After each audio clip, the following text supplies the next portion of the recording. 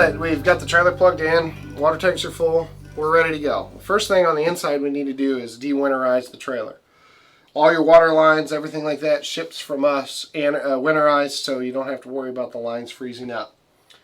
First step in that process is to just simply turn the water pump on. Now we run water through both the hot and the cold side of all the faucets, including the toilet and shower. To rinse the antifreeze out of the lines, you'll need to run the faucet with your water pump on both the cold and the hot side until all the antifreeze. The gargling and spitting and sputtering is all perfectly normal as the system bleeds the air out of the line. Once it's all clear, you can turn it off.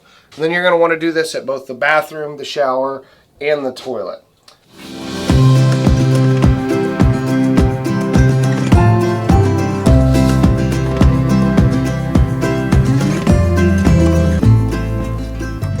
To operate the toilet, you depress this foot pedal, and that allows water to come in. Depress it all the way down, and it opens the valve in the toilet. Run the water until it runs clear, just like in the sink.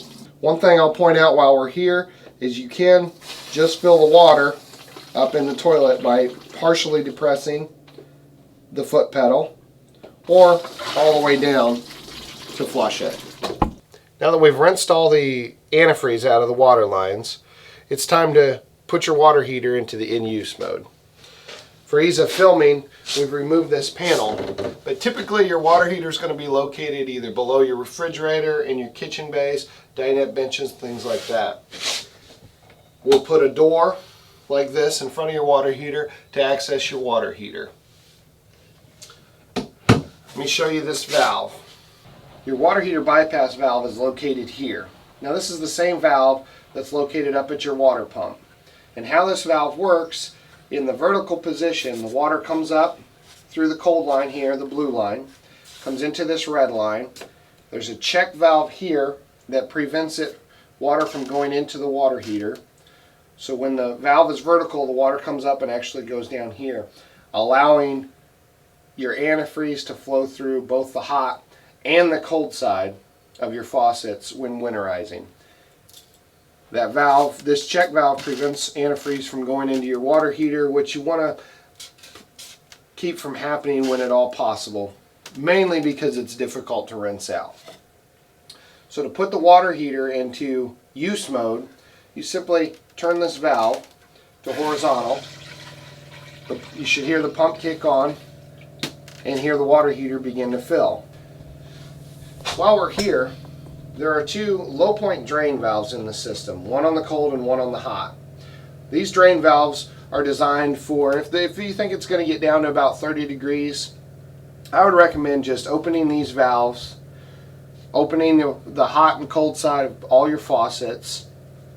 It allows the pressure to not build up if it gets close to freezing, and it'll prevent your lines from freezing without having to winterize it. If it gets much colder than that, I highly recommend winterizing to prevent your lines from getting cracked, or your water pump, toilet valve, things like that. So this is just a low point drain, goes out to the bottom.